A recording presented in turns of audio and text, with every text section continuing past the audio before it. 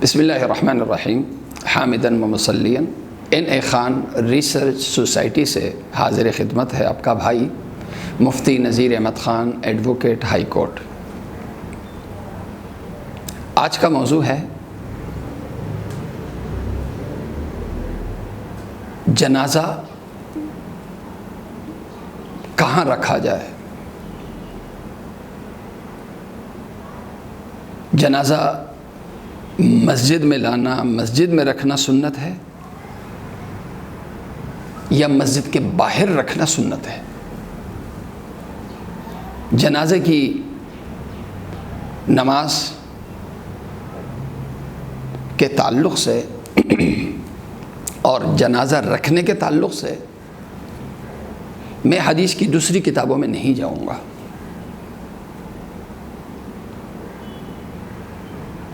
بخاری اور مسلم، ان دو کتابوں تک ہی محدود رہوں گا۔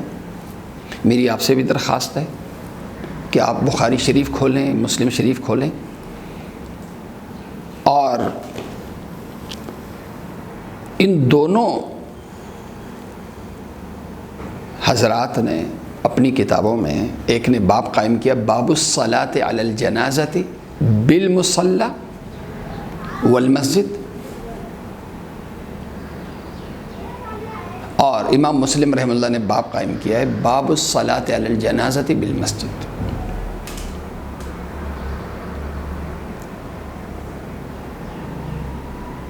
یہ دو حدیثیں دونوں ابواب کے ذیل میں احادیث آپ بھی دیکھیں، اور میں نے بھی اسکرین شاٹس لیے ہوئے، میں بھی کچھ آپ حضرات کے گوش گزار کرتا ہوں۔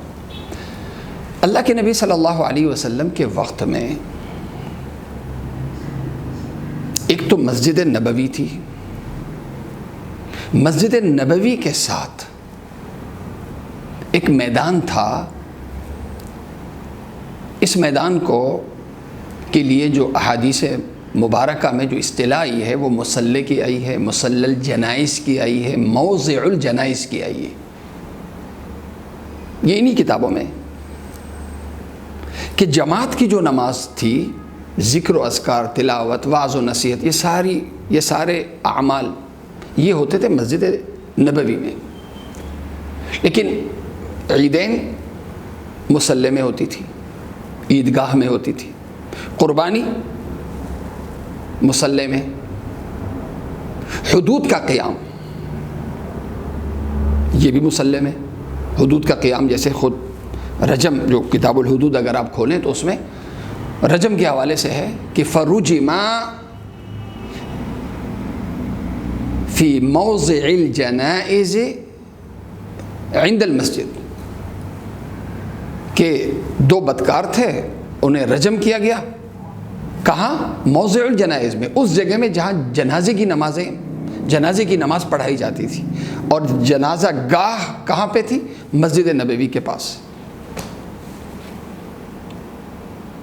تو ایک اصطلاح جو ہم حدیث کی کتابوں میں دیکھتے ہیں، مصلی الجنائز،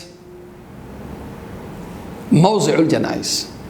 تو موضع الجنائز کا مطلب ہے جنازے کی نماز اور جنازے کا رکھنا، جنازے کا پڑھنا اور جنازے کا رکھنا، یہ مسجد نبوی میں نہیں، مسجد کے باہر عیدگاہ میں۔ امام بخاری رحمہ اللہ نے جو باب قائم کیا ہے باب الصلاۃ علی الجنائز فی المسجد و بالمصلی، اسی کے ذیل میں انہوں نے نجاشی رحمہ اللہ کے جنازے کا بھی لکھا ہے کہ اللہ کے نبی صلی اللہ علیہ وسلم نے ان کی غائبانہ نماز جنازہ پڑھائی، کہاں پہ؟ فصف بہم بالمصلی۔ یہ جو مصلی الجنائز تھا، یہ جو عیدگاہ تھی، یہ جو میدان تھا، اللہ کے نبی صلی اللہ علیہ وسلم نے ان کی نماز جنازہ یہاں پڑھائی۔ لہذا اللہ کے نبی صلی اللہ علیہ وسلم کے وقت میں معمول جنازہ رکھنے کا اور جنازے کی نماز پڑھنے کا معمول مسجد میں نہیں تھا، بلکہ معمول تھا مسجد کے باہر مصلی الجنائز اور موضع الجنائز میں، جس کو بقیع الغرقد بھی کہتے ہیں۔ اب ایک واقعہ ہوا، حضرت سعد بن ابی وقاص رضی اللہ عنہ کا جب انتقال ہوا ان کا جنازہ لایا گیا موضع الجنائز میں۔ حضرت عائشہ صدیقہ رضی اللہ عنہا ام المومنین ہیں، انہوں نے حکم فرمایا کہ جنازہ مسجد میں لایا جائے تاکہ ازواج مطہرات بھی جنازے کی نماز میں شریک ہو سکیں۔ انہوں نے حکم فرمایا، حکم سے مجبور ہو کے حضرات صحابہ کرام رضوان اللہ علیہم اجمعین جنازہ مسجد میں لے آئے۔ لیکن بخاری اور مسلم دونوں آپ کھول لیجئے گا، اس میں جو الفاظ ہیں، حکم کی تعمیل ضرور کی گئی ماں سمجھ کے، لیکن احادیث کے جو الفاظ ہیں وہ الفاظ ہیں کہ ایک حدیث میں ہے فَأُنْكِرَ ذَلِكَ عَلَيْهَا، اور دوسری حدیث میں فَأَنْكَرُوا ذَلِكَ عَلَيْهَا۔ حضرت عائشہ صدیقہ رضی اللہ عنہا نے جب یہ حکم فرمایا تو صحابہ کرام رضوان اللہ علیہم اجمعین نے اس پر رد فرمایا، اور یہ بھی الفاظ ہیں کہ فَبَلَغَهُنَّ، یہ مسلم شریف کے جو الفاظ ہیں آپ کھول کے دیکھ لیجئے گا، فَبَلَغَهُنَّ أَنَّ النَّاسَ عَابُوا ذَلِكَ وَقَالُوا مَا كَانَتِ الْجَنَائِزُ يُدْخَلْ بِهَا الْمَسْجِدِ۔ حضرت عائشہ صدیقہ رضی اللہ عنہ نے جب یہ حکم فرمایا تو صحابہ کرام رضوان اللہ علیہم اجمعین نے کیا، جب عابوا ذالک، اس بات کو معیوب سمجھا اور کہا کہ جنازے داخل نہیں کیے جاتے تھے اللہ کے نبی صلی اللہ علیہ وسلم کے وقت میں مسجد میں، جنازہ مسجد میں نہیں لایا جاتا تھا اللہ کے نبی صلی اللہ علیہ وسلم کے وقت۔ تو اب ایک طرف سارے صحابہ ہیں،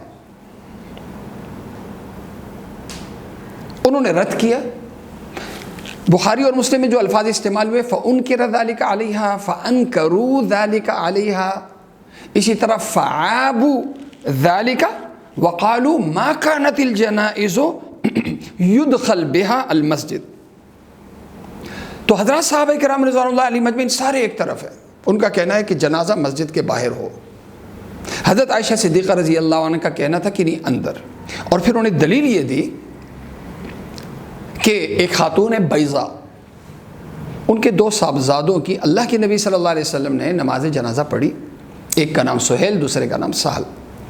اللہ کے نبی صلی اللہ علیہ وسلم نے ان دونوں کی نماز جنازہ مصلی میں نہیں، عیدگاہ میں نہیں، بلکہ مسجد نبوی میں پڑھی۔ حالانکہ وہ جو نماز جنازہ اللہ کے نبی صلی اللہ علیہ وسلم نے پڑھی تھی وہ کسی عذر کی وجہ سے، یا تو بارش کا عذر تھا، یا اللہ کے نبی صلی اللہ علیہ وسلم اعتکاف میں تھے۔ اور اگر ہم اس کو تسلیم نہ بھی کریں کہ کوئی عذر نہیں تھا، تو یہ احادیث ذخیرے احادیث میں، حدیث کی کتابوں میں یہ صرف ایک روایت ہے۔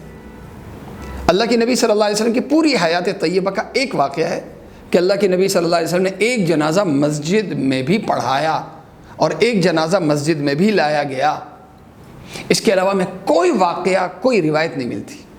اب ایک طرف ایک صحابی، دوسری طرف سارے صحابہ، ایک طرف ایک واقعہ، دوسری طرف عمومی واقعات۔ اب اس صورت میں تقاضا کیا ہے؟ کیا قانون سازی جز کی بنیاد پہ ہوتی ہے یا کل کی بنیاد پہ ہوتی ہے؟ کلی اصولوں کی بنیاد پہ ہوتی ہے، جزوی واقعے کی بنیاد پہ ہوتی ہے؟ اس پہ آپ غور کر لیں۔ ہاں، یہ واقعہ ضرور بتاتا ہے کہ اگر جنازہ مسجد میں لایا جائے تو کوئی حرام نہیں ہے۔ احناف بھی یہی کہتے ہیں کہ جنازے کا مسجد میں لانا کوئی حرام نہیں ہے، ناجائز نہیں ہے، لایا جا سکتا ہے۔ احناف صرف اسے مکروہ تنزیہی کہتے ہیں۔ مکروہ تنزیہی کا مطلب ہے ناپسندیدہ عمل ہے، نامناسب ہے۔ اللہ کے نبی صلی اللہ علیہ وسلم کا جو معمول تھا اس معمول کے خلاف ہے، لیکن اگر لایا جائے تو کیا جنازہ نہیں ہوگا؟ یہ احناف نہیں کہتے ہیں۔ اگر جنازہ لایا گیا تو اس کا مطلب ہے کوئی گندگی لائے گی؟ نہیں بھائی، ایسا نہیں ہے۔ لہذا اور آج کل جو ہمارے پاکستان ہندوستان کا جو معمول ہے اس کی وجہ یہ ہے کہ ہمارے یہاں عیدگاہیں نہیں ہیں، کھلے میدان نہیں ہیں، تو ہمارے ہاں بھی جنازہ جو اس وقت پڑھا جاتا ہے وہ مسجد نبوی کے آج کے طریقے کے مطابق، کعبے میں تو مجبوری ہے، بیت اللہ شریف میں تو مجبوری ہے، وہاں پہ تو جنازہ اندر لایا جاتا ہے، لیکن مسجد نبوی میں مسجد کے باہر جنازے کے لیے جگہ مقرر ہے، اور ہم بھی آج کل جو جنازے پڑھاتے ہیں وہ ایسے ہی پڑھاتے ہیں۔ محراب کے آگے جگہ ہوتی ہے، وہ جنازہ گاہ ہوتی ہے، وہاں پہ جنازہ رکھ دیتے ہیں، اور سنت پر عمل کرنے کے لیے امام صاحب اور اس کے پیچھے کچھ لوگ وہ باہر سب بنا دیتے ہیں، باقی سارے لوگ پیچھے کھڑے ہوتے ہیں۔ اب اس میں کون سی ایسی بدعت ہے، کون سی ایسی خلاف سنت بات ہے کہ ایک پروپیگنڈا مہم شروع کیا ہوا ہے، ایک طوفان بدتمیزی کھڑا کیا ہوا ہے کہ جیسے احناف جو ہے نا وہ حدیث کا انکار کرتے ہیں اور یہ انہوں نے حدیث کو چھوڑا ہوا ہے، امام ابو حنیفہ رحمہ اللہ کی صرف ذاتی آراء کو لیے ہوئے۔ ایسا نہیں ہے۔ یہ جو احادیث بخاری مسلم کے ذیل میں یہ جو احادیث مبارکہ ہیں، ان کو آپ خود ہی پڑھ لیں کہ یہ احادیث کیا بتاتی ہیں کہ اللہ کے نبی صلی اللہ علیہ وسلم کے وقت میں معمول کیا تھا۔ لہٰذا آپ اپنے مسلک پہ ضرور عمل کریں، لیکن دوسرے کے بارے میں یہ کہنا کہ ہم حدیث پہ ہیں اور یہ لوگ حدیث کے بالکل خلاف ہیں، ہم سنت کے پابند ہیں اور یہ جو ہیں بدعتی لوگ ہیں، یہ اس طرح دوسرے کی تغلید کرنا، یہ خارجیوں کی ذہنیت ہے۔ اپنے آپ کو صحیح اور دوسروں کو غلط سمجھنا، یہ ہم مسلمانوں کا کام نہیں ہونا چاہیے۔ ہمارا تو نظریہ یہ جو ہماری تربیت کی گئی وہ یہ کہ ہمارا مسلک راجح ہے، دوسروں کا مسلک مرجوح ہے۔ ہمارا مسلک زیادہ اچھا، دوسروں کا مسلک اچھا۔ ہم دوسرے مسالک کو اچھا سمجھتے ہیں اور اپنے مسلک کو زیادہ اچھا سمجھتے ہیں۔ صرف فرق تفضیل کا ہے، تقلید کا نہیں ہے۔ لہٰذا ہم ایک دوسرے کے مسالک کا احترام کریں اور ایک دوسرے کی تقلید نہ کریں۔ ہمارے بزرگوں سے، اسلاف سے جو عمل بھی ثابت ہے ہماری نظر میں وہ حق ہے۔ اللہ تعالیٰ مجھے اور آپ سب کو عمل کرنے کی توفیق عطا فرمائے۔ وآخر دعوانا الحمدللہ رب العالمین۔